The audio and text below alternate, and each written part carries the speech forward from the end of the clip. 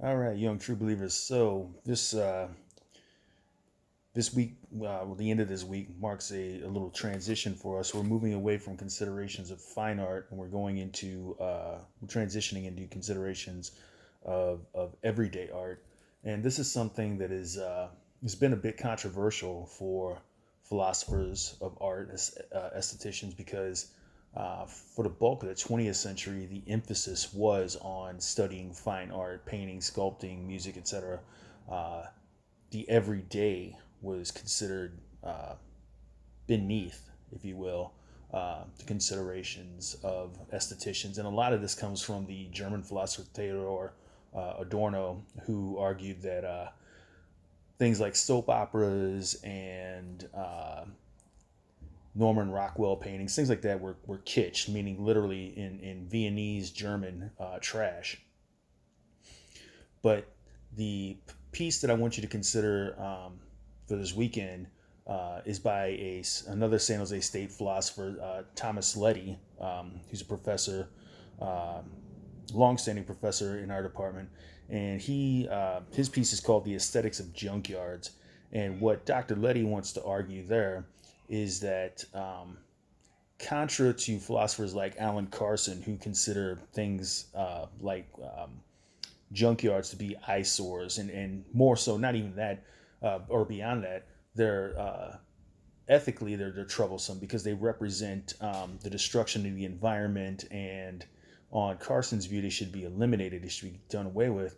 But on Dr. Letty's view, um, we can reinterpret something like a junkyard.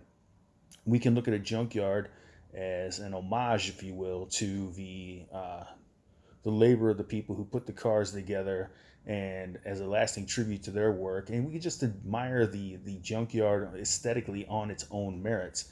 Now, it's another question whether or not every object should be regarded as aesthetically pleasing in and of itself. And again, this is yet another instance that we've seen myriad instances throughout this course of the overlap of ethics and aesthetics. And this is another one.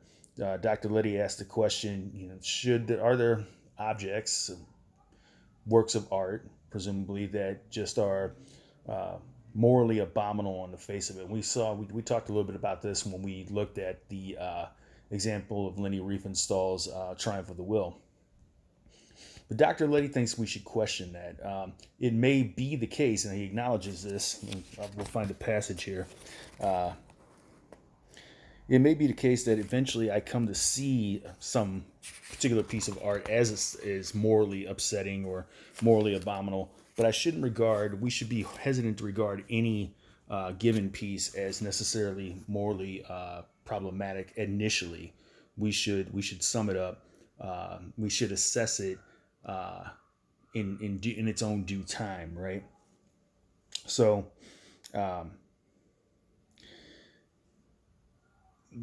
it's really bizarre on the face of it to think of as something as like a junkyard as an object of aesthetic appreciation, but um, as Dr. Liddy tells us, right? Um, I do not think anyone is morally required to find a photograph of a plastic bottle of urine on the roadside or the bottle itself aesthetically disgusting. Also, even though a photograph of such a bottle might evoke disgust, it is still possible for it to be good and even beautiful. It might then be asked what it means for me to say the photograph is good. Unlike Immanuel Kant, I do not demand or even expect that everyone find it good. What the phrase means is simply that I would be surprised if people with similar training in the contemporary visual arts would not be able to see the photograph or the scene photographed as I do. Food for thought. It may be that, you know, the judgments of an Adorno or most of the estheticians of the 20th century, Roger Scruton immediately comes to mind, are somewhat highbrow and elitist, and they definitely show a class bias.